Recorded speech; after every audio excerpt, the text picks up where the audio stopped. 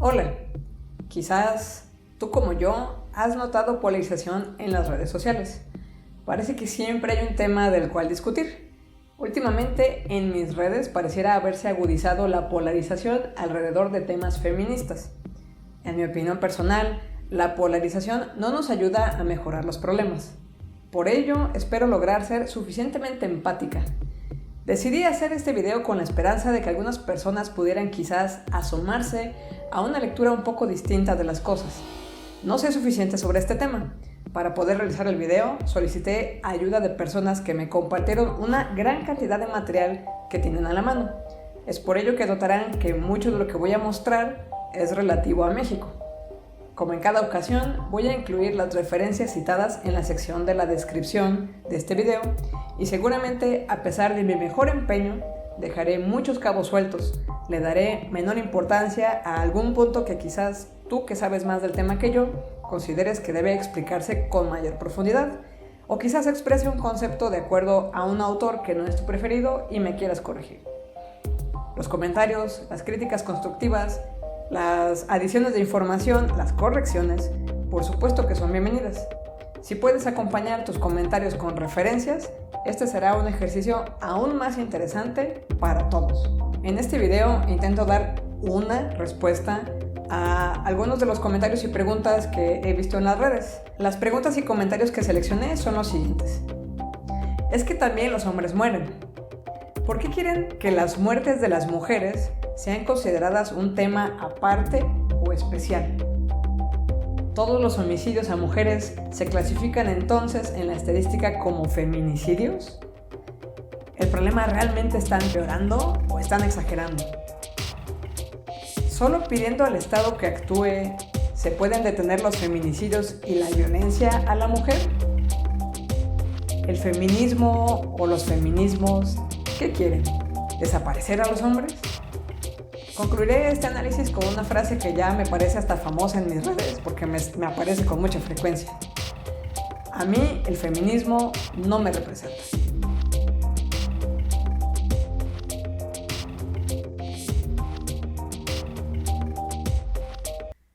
¿También los hombres mueren? Pues sí. Los datos que te muestro en pantalla son obtenidos a partir del portal del INEGI y muestran no solo que la tasa de homicidios va en aumento en años recientes y se ha recrudecido, sino que además es mucho mayor la tasa de muerte de hombres que de mujeres. De acuerdo a un artículo de Animal Político, el 2019 muestra además que la situación sigue empeorando. Y por supuesto, hay que ocuparnos también de los problemas que matan a los hombres, como el cáncer de próstata, el hecho de que cuidan menos de su salud estadísticamente hablando, que la estadística de suicidio masculino es mayor y que en general mueren más jóvenes. Todos estos y otros problemas exclusivos de los hombres requieren atención y recursos que deben solicitarse y gestionarse. Regresando al tema de la violencia en general, ni siquiera voy a incluir los datos no oficiales relacionados con personas desaparecidas. Creo que no llegaremos a ningún lado intentando comparar tragedias unas con otras. Hay miles de historias desgarradoras, futuros truncos, hijos desprotegidos, padres que mínimo quisieran un cuerpo que poder enterrar y sobre todo miles de personas que necesitan un Estado de Derecho que dé respuestas y esperanzas a todas las tragedias de todos los tipos. Si los datos muestran que de hecho mueren más hombres que mujeres, ¿por qué las mujeres? Es un tema que algunos consideran que es aparte o especial. He leído más de una manera de responder a esta pregunta. Muchas de las respuestas que he leído dan pie a más preguntas e hipótesis. Particularmente encontré que alguien respondía a esta pregunta mostrando el documento que te muestro, que es de una de las oficinas de las Naciones Unidas. Este documento resalta dos cosas muy interesantes.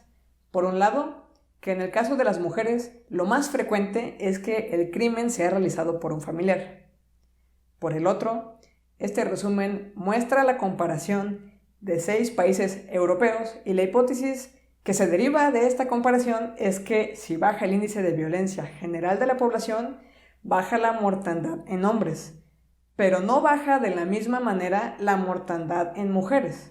De hecho, esta otra gráfica es bastante más dramática, dado que muestra que en países con altos índices de violencia, efectivamente el porcentaje de hombres versus mujeres fallecidos es muy marcado hacia el hombre, pero en países con bajo índice de violencia, la tendencia puede ser inclusive inversa. Su conclusión es que las causas por las que perdemos mujeres no solamente obedecen a la tendencia de inseguridad callejera que puede haber en un país. Por eso, porque estadísticamente podemos ver que hay otras causas involucradas, es que se pide que se tipifique de manera distinta el feminicidio. ¿Todos los homicidios a mujeres se clasifican en la estadística como feminicidio? No. En una entrevista para Radio Metrópoli del martes 20 de agosto, a la secretaria para la Igualdad Sustantiva en Jalisco, Fela Pelayo, explicó que su labor incluye asegurarse de que cada ente público cumpla con su obligación en el tema de la violencia a la mujer, y que ella había recibido al 9 de agosto 154 investigaciones de posibles femicidios, pero hasta el momento de la entrevista solo 23 de ellos estaban catalogados como tal. Hay que entender que no todas las muertes de mujeres son feminicidios. Hay muchas muertes que pueden ser por asalto, por ejemplo. No es una muerte derivada del hecho de ser mujer. No es lo mismo un homicidio doloso que puede ocurrir a hombres o mujeres que un feminicidio. ¿El problema realmente está empeorando o es una exageración? Te muestro en pantalla los datos más recientes que encontré sobre el tema. Como puedes ver, la tendencia es a la alza. ¿Acaso solo pidiendo al Estado que actúe se pueden detener los feminicidios y la violencia a la mujer? Suena virtualmente imposible tener un policía por cada ciudadano. Una de las hipótesis que intenta explicar la violencia hacia la mujer está asociada con que estamos tan acostumbrados a algunos esquemas sociales que aceptamos formas de violencia que se derivan de ellos. A veces son muy difíciles de ver porque son contextuales. Nuestro contexto es un constructo social que va cambiando según el espacio y el lugar. Actualmente es increíble pensar que una mujer no pudiera votar, pero en algún momento esa era la norma. Por darte un ejemplo, en 1908 se fundó en Londres la Liga Nacional de Mujeres Antisufragio. Su primera presidente, mujer, fue la popular novelista Mary Ward. Los líderes de la Liga Antisufragio insistían en que la gran mayoría de las mujeres británicas no estaban interesadas en conseguir el derecho a voto y advertían contra el peligro de que un pequeño grupo de mujeres organizadas forzaran al gobierno a cambiar el sistema electoral.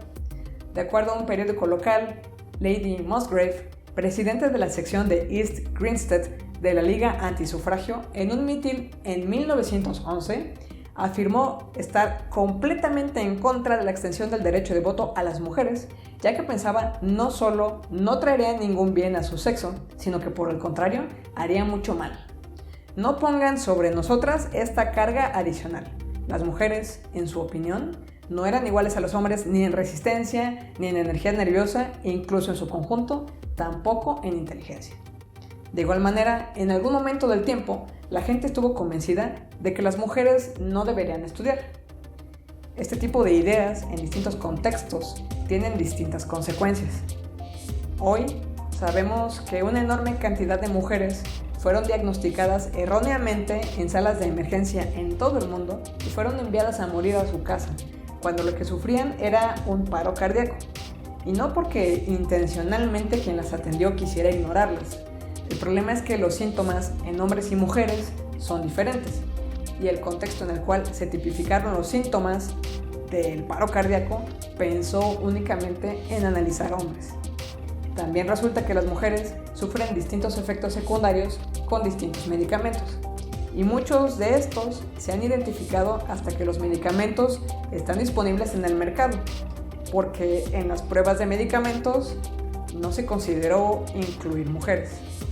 De hecho, me topé con una referencia de un reporte de 1990 del Journal of National Cancer Institute que estudiaba la relación entre la dieta y el estrógeno en el metabolismo y su relación con el cáncer de mama y útero, donde todos los sujetos de la población analizada fueron hombres, sin útero obviamente.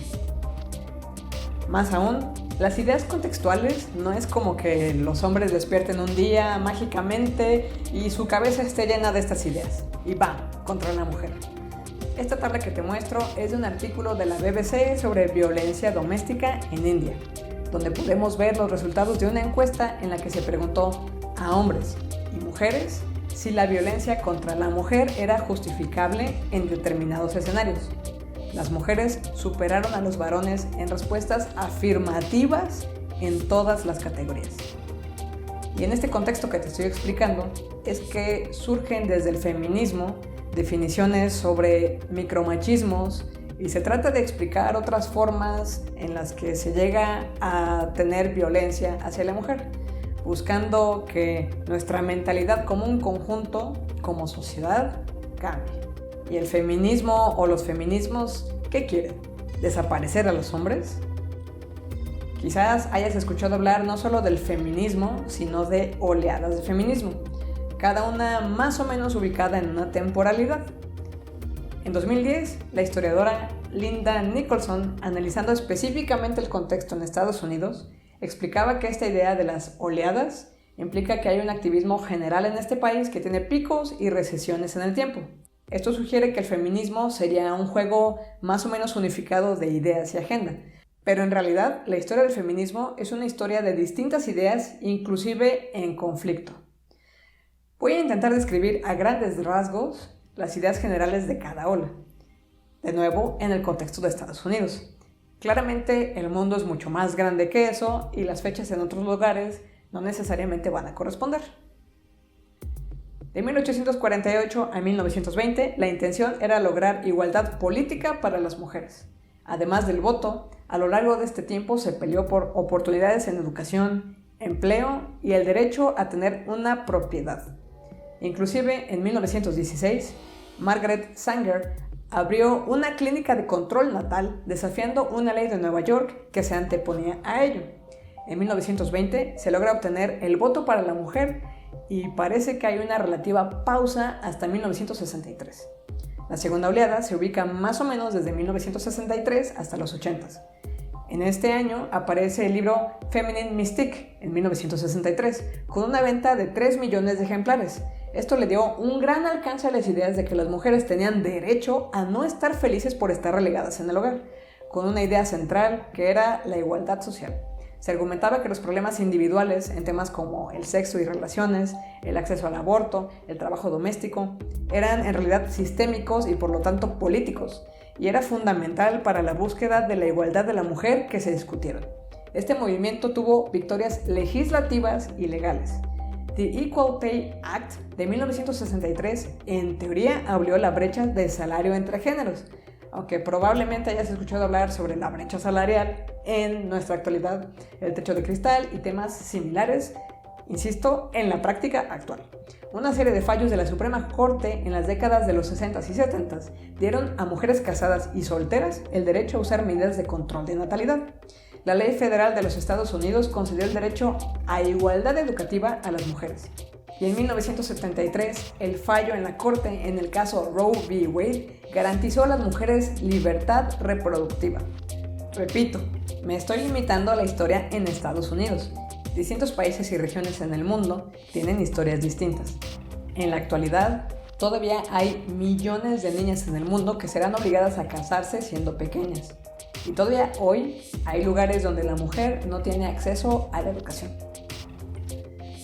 La segunda oleada en Estados Unidos trabajó en conseguir el derecho a que las mujeres pudieran tener sus propias tarjetas de crédito y aplicar hipotecas. Quizás hay algunas cosas no tan favorables de esto. Luchó contra la violencia marital, construyó refugios para mujeres que huían de la violencia doméstica, trabajó para tipificar y legislar contra el acoso sexual en el trabajo. Esta segunda oleada también logró asustar a mucha gente. Y desde esta época viene la idea de la feminista que odia a los varones. La tercera oleada inicia en 1991 y no es claro cuándo termina.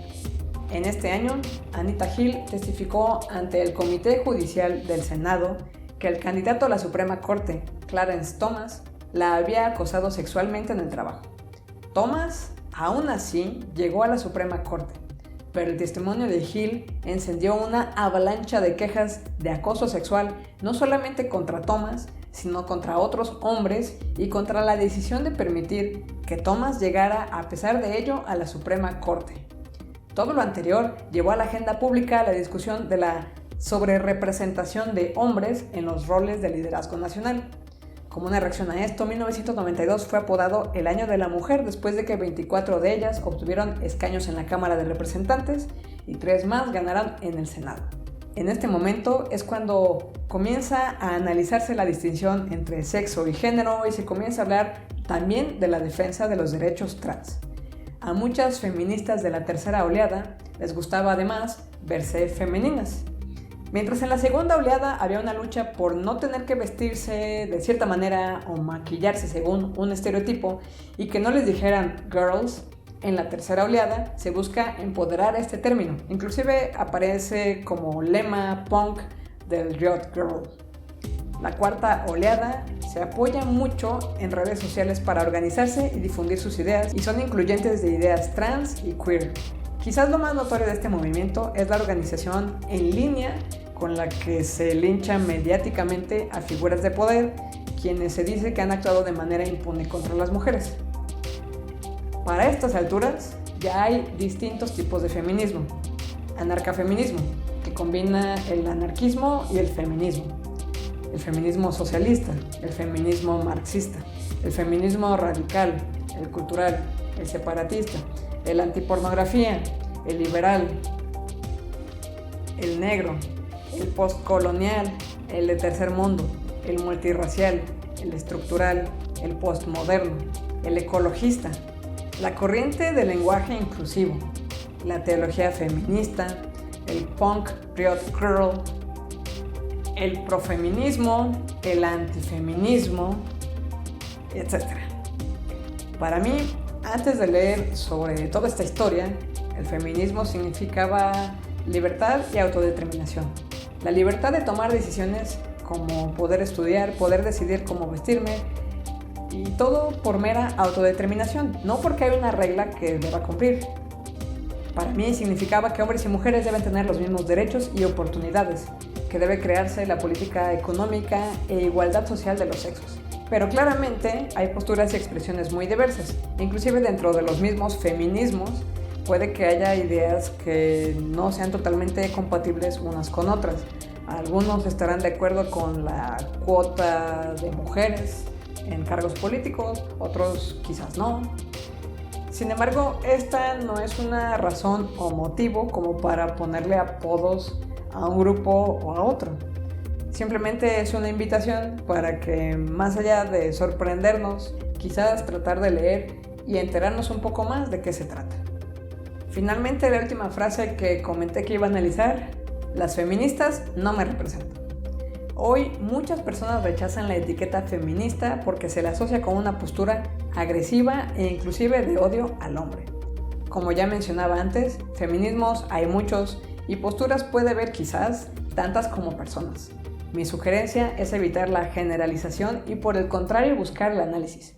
A veces nos gana la emoción y hacemos preguntas en redes sociales, no porque queramos realmente entender lo que piensa la otra persona, sino porque estamos esperando la oportunidad de decirle y convencerle de nuestra postura. Todos alguna vez hemos al menos pensado en hacer esto. Les comento también que entre las personas que me apoyaron con recomendaciones bibliográficas, alguien incluyó en el contenido algo llamado feminismo científico o disidente, basado en lo que describe Roxana Kramer como filosofía científicamente informada. Aquí voy a hacer un enorme paréntesis cultural para recordarte un poquito de historia. Decimos que en tiempos de los griegos nace la filosofía y que los filósofos con sus clubes de fans más numerosos tenían la idea de que la materia cruda era superada por el pensamiento abstracto. Por ello, las ideas eran más importantes que las cosas físicas. ¿Recuerdas la alegoría de la caverna de Platón? En ese contexto, Aristóteles explica, por ejemplo, la gravedad sin necesidad de hacer experimentación. La filosofía es la madre de todas las ciencias y hay un hilo conductor que va desde la filosofía griega a la ciencia actual. pero la gran revolución que marca la diferencia en la ciencia actual se la debemos principalmente a Galileo Galilei, que explicó también la gravedad, pero a partir de experimentos. Y luego tenemos el positivismo científico y el método científico, y esta concepción que tenemos los interesados por la ciencia, que para mí significa que la ciencia es un constructo que cambia con el paso del tiempo, que se mejora a sí misma a partir de la evaluación de evidencias de manera constante. Volviendo a Roxana Kramer y su explicación de la filosofía científicamente formada, ella dice que hay que diferenciar una opinión de una evidencia científica. Inclusive comenta que ya existe la filosofía experimental, que trata de poner a prueba los conceptos como libertad, justicia y otros de este tipo experimentalmente, con los mismos procedimientos que utiliza la psicología experimental. Todo esto viene a que de aquí surge el feminismo científico o disidente, que tiene como propósito cuestionarlo todo para tener evidencias que le respalden. Así que si aún en el feminismo hay una corriente que cuestiona sus propias ideas, y spoiler, no he encontrado evidencia que respalde algunas de las frases más populares que escuchamos regularmente en el feminismo, con mayor razón, todos nosotros deberíamos poder abrirnos a escuchar puntos de vista diversos, ¿no? Además, hay literal miles de causas en el mundo que requieren voluntarios y voluntades. Desde los perritos callejeros, la siembra y cuidado de los árboles, mitigación del cambio climático, educación para gente de escasos recursos, la niñez en situación de calle, enfermedades mentales, la hambruna, y así podría seguir y seguir. Habiendo tantos frentes de acción, es imposible que una sola persona contribuya de manera eficiente a todos. Cada quien elige lo que puede en un contexto particular y eso está bien. Si todos hacemos algo en alguna de las causas buscando el bien común, ya es bueno, ya es algo. Quizás cada uno desde su perspectiva pueda luchar por distintas causas e idealmente sin polarizarnos, con un debate constructivo, tratando de entender los distintos problemas particulares de los distintos grupos sociales y empatizando con los problemas que creemos que son solo de los demás, podamos llegar más lejos. ¿O tú qué piensas? Muchas gracias a quienes me ayudaron con la información de todo tipo. Blanca Carrasco, Fausto Bañuelos, Gaby Durán, Tonatiuh Moreno, Gio Gómez, Noé Olmos, Carla Alvarado, Alberto Burgos, Mirna Almaguer, Arturo Macías, Ceci Castillo, Lucas Fonseca, Vania Contreras, Alejandro Gómez, Mariana Trujillo. Voy a incluir todas sus recomendaciones y enlaces en la descripción de este video. Si te gustó este video, recuerda suscribirte y darle click en la campanita para que se te avise cuando haya más contenido en este canal. Te invito también a que conozcas mi segundo canal, El Aula de Cintia Reyes, donde explico conceptos orientados a la ingeniería química. Hasta pronto.